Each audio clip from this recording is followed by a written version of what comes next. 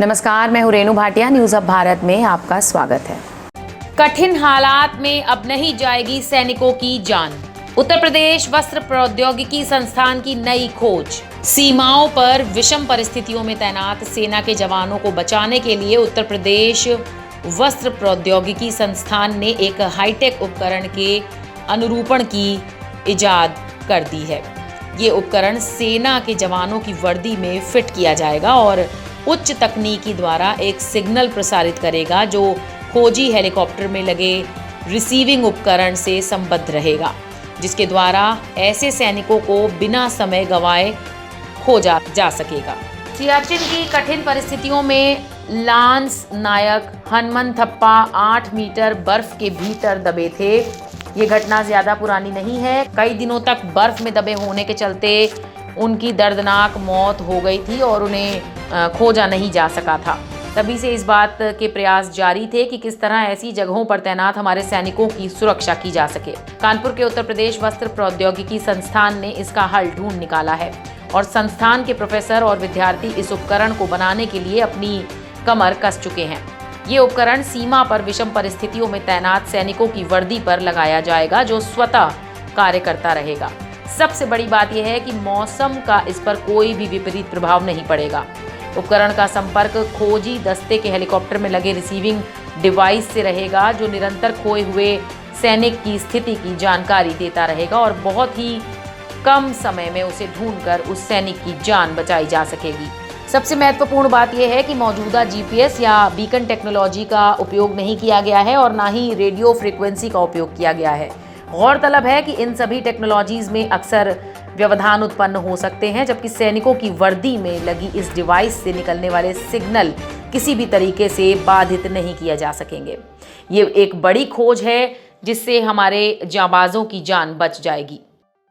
इस डिवाइस का जो काम है वो ये है कि हमारे जो सैनिक हैं, अगर वो लद्दाख के ग्लेशियर में उनकी तैनाती है या जैसलमेर के रेगिस्तान में उनकी तैनाती है, वो किसी भी कारण से हमारा सैनिक अगर अकेला है और वो घायल हो जाता है, वो इस स्थिति में नहीं है कि वो अपने ऑफिस को, अपने जो कमांड है वहाँ पे सूचना दे सके कि वो यहाँ पे है।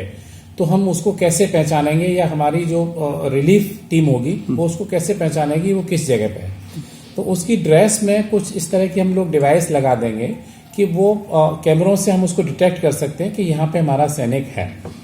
तो ये ड्रेस रेस्पॉन्स करेगी उस चीज के लिए, उसमें पर्सन रेस्पॉन्स नहीं करेगा। ये इसका कॉन्सेप्ट है और ये कॉन्सेप्ट हमारा अप्रूव्ड है। इस कॉन्सेप्ट पे हमारी जो फैकल्टी की टीम है, स्टूडेंट्स की टीम है, वो उस पे हम लोग काम कर रहे हैं सैनिकों की मदद। मुकेश जी ये बताइए, अक्सर देखा गया है कि एक टेक्नोलॉजी होती है जिसका नाम है बीकन, जो कि हवाई जहाज में यूज होती है। क्या ये उसी तरीके की टेक्नोलॉजी? थोड़ा सा हटके है वो। बीकन टेक्नोलॉजी, हर टेक्नोलॉजी के इस तरह की जो टेक्नोलॉजी होती है उसकी फ्रीक्वेंसी रेंज होती है जी। हम लोग जो है वो थोड़ी डिफरेंट फ्रीक्वेंसी रेंज पे काम करेंगे, जिससे वो टेक्नोलॉजी एक दूसरे से ओवरलैप ना करें, एक दूसरे को क्रॉस ना करें। क्योंकि रेडियो वेव्स में आपस में क्लैशेस हो सकते हैं, मैं इसीलिए डिस्टर्बेंस हो सकता है, मतलब वो मिस इन्फॉर्मेशन कहीं हो सकती है। मिस इन्फॉर्मेशन ऐसी कंडीशन आती है युद्ध की स्थिति में, तथा सैनिक जिस तरीके से गश्त करते हैं और तरीके की बातें, तो मौसम का बहुत प्रभाव पड़ता है। तो डिवाइस पर मौसम का और तापमान का क्या प्रभाव पड़ेगा? ये मौसम का जहां तक हमारी समझ है, सोच है, जानकारी है, मौसम का इसमें प्रभाव नहीं पड़ेगा। और इवन अगर वो 4-5 फीट तक बर्फ में भी अगर सैनिक दब गया है, वहां भी डिटेक्ट हो सकता है। एक 2 साल पहले शायद आपको ध्यान होगा, एक थापा करके हमारा सैनिक था और उसकी डेथ इसलिए हो गई थी कि वो 13-14 दिन तक बर्फ में दबा रहा था और उसको डिटेक्ट नहीं कर पाए थे हम लोग, क्योंकि बर्फ उसके ऊपर हो गई थी। तो ये उसी तरह की चीज है कि अगर वो बर्फ में भी उसके ऊपर बर्फ आ गई तो ये डिवाइस डिटेक्ट कर लेगी कि नहीं, यहाँ पे हमारा कोई सैनिक हो सकता है।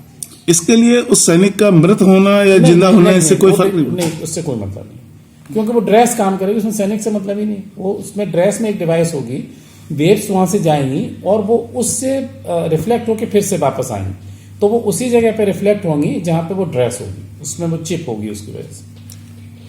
अमन शर्मा के साथ अजय पत्रकार की रिपोर्ट, न्यूज हब भारत। देश विदेश की सबसे बड़ी और अहम खबरें देखने के लिए हमारे चैनल न्यूज हब भारत को सब्सक्राइब और लाइक करना ना भूलें और बेल आइकन जरूर दबाएं।